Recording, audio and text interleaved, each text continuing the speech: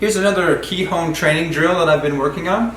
Now, Kihon sometimes has a bad rap in certain circles. There are some practical karateka who don't see the value in doing Kihon, kind of like going up and down the floor.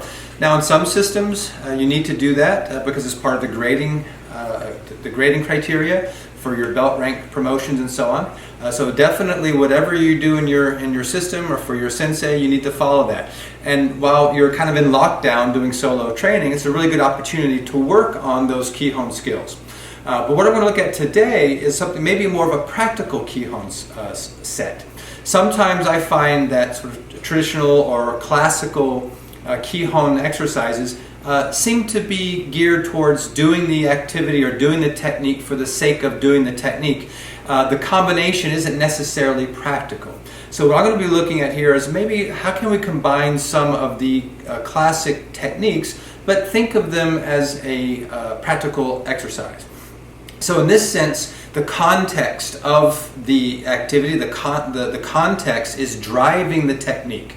I'm not doing the knee strike, chest block, inside chest block for the sake of doing those techniques. Rather, I'm thinking about how might I be applying these and then developing a Kihon or a shadow box exercise in order to practice that, practice a technique first and then work it on a heavy bag where I can get some impact training in it as well. So what I'm thinking of is sort of a chest block. In my system, it goes outside chest block, inside chest block, knee strike, elbow.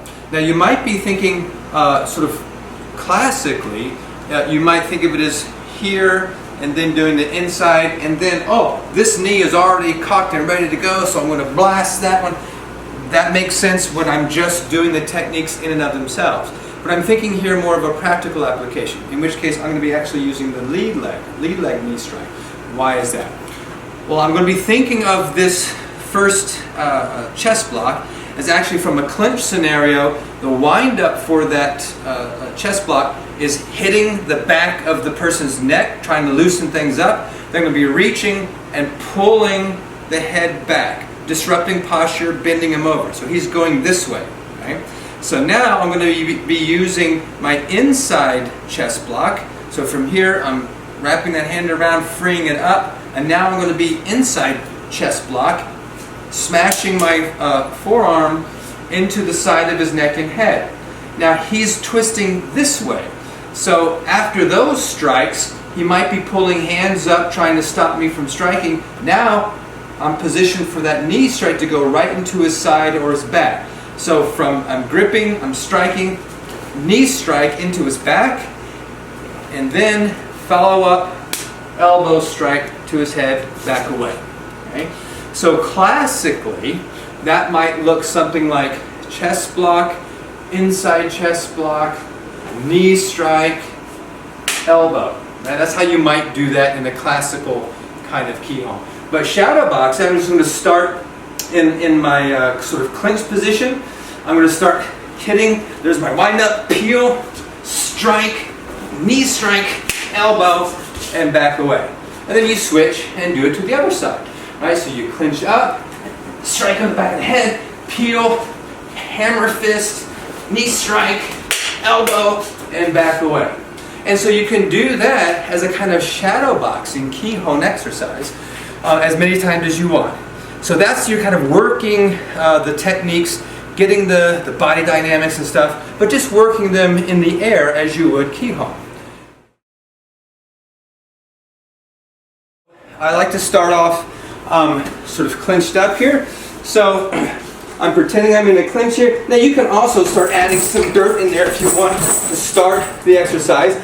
But then to work on the wind up for that chest block, the forearm smash to the back of the head. Right. You get a few of those, act as if you're pulling the head, peel it to the side, there's your chest block. Right?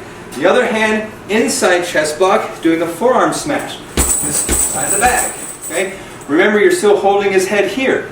There's your knee strike. The back, follow up with your elbow. And then back away.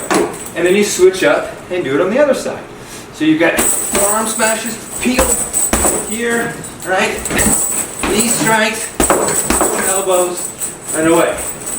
Go back to the other side. Away. Then one more.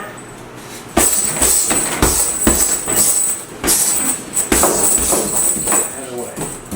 So there's an example of doing this sort of Kihon, but doing it as shadow boxing. Now again, if your system requires you to do the classical kind of Kihon, definitely train those as best you can. But also start thinking about some more practical Kihon. Start stringing your techniques together, but have a self-defense or a practical application context, and you can then think about how do those flow together. So again, quick review for that chest block. The wind-up is hitting the back of the head in a clinch scenario, peeling the head back, getting that hand off, striking your inside chest block. The head is here.